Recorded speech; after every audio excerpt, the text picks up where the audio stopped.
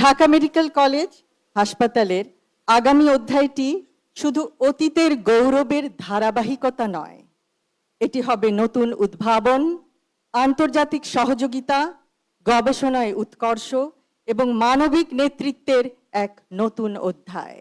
আমার প্রিয় শিক্ষার্থী ভাই ও বোনেরা, স্মৃতিবিজড়িত ঢাকা মেডিকেল কলেজ ও হাসপাতালের নার্স, কর্মকর্তা, কর্মচারীবৃন্দ, সম্মানিত সুধী, আসসালামু আলাইকুম। আজ প্রথমেই শ্রদ্ধা ভরে স্মরণ করছি স্বাধীনতার ঘোষক শহীদ রাষ্ট্রপতি জিয়াউর রহমান ও গণতন্ত্রের মা আপসহীন দেশনেত্রী বেগম খালেদা জিয়াকে। বহুদিন ধরে একটি আর্তনাদ আমার কানে ধ্বনিত হয়। সেই আর্তনাদ একজন রোগীর পরিবারের সদস্যের।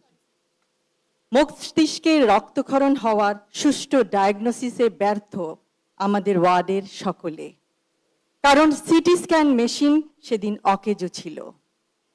শত প্রচেষ্টার পরও সেই ব্যক্তিকে বাঁচানো যায়নি। Third year, fourth year, fifth ইয়ারে, পরবর্তীতে ইন্টার্নশিপের সময় ঢাকা মেডিকেল কলেজ হাসপাতালে অনেক সময় দেখেছি, উপলব্ধি করেছি সেই অসহায়ত্ব। পেডিয়াট্রিক ওয়ার্ডে রোটেশনের সময় দুই চোখ অন্ধ ছোট্ট শিশু, টেট্রালজি অফ ফ্যালটের রোগী, সে কেমন করে যেন বুঝতে পারত আমি তার সামনে দাঁড়িয়ে আছি। তাকেও হারাই অপারেশনের টেবিলে। অথবা অ্যাপ্লাস্টিক অ্যানিমিয়ায় আক্রান্ত একজন গৃহকর্মী, যে যন্ত্রণায় চিৎকার করত, অন্য রোগীদের অনুরোধে তাকে বারান্দায় শত গরম থাকা সত্ত্বেও স্থানান্তর করা হতো। গাইনোকোলজি অ্যান্ড অবস্টেট্রিক রোটেশনের সময় সেই দিনের কথা প্রায় মনে পড়ে, যখন আল্ট্রাসনোগ্রামে অষ্টম কন্যা শিশু হবে জানায় স্ত্রীকে একাকী ওয়ার্ডে রেখে যায় জীবনের বোঝায় মুহ্যমান রিক্সা চালক স্বামী। তার অসহায়ত্ব হয়তো বোঝা যায়। শিশুটি জন্ম নেওয়ার পর দেখা যায় সেটি পুত্র সন্তান, কিন্তু শ্বাস নিতে দেরি। নিয়ে গেলাম পেডিয়াট্রিক ওয়ার্ডে। ইনকিউবেটরে শিশুটি বাঁচে এবং পরবর্তীতে গোটা পরিবারের একসাথে হওয়ায় স্বস্তি পাই। বর্তমানে নিশ্চয়ই পরিস্থিতির উন্নতি হয়েছে। চাকুরি থেকে বরখাস্তের পর আর কখনো ঢাকা মেডিকেল কলেজ হাসপাতালে আসা হয়নি, কিন্তু আমরা চাই ঢাকা মেডিকেল কলেজ হাসপাতাল হোক একটি centre of excellence and compassion for patients in Bangladesh.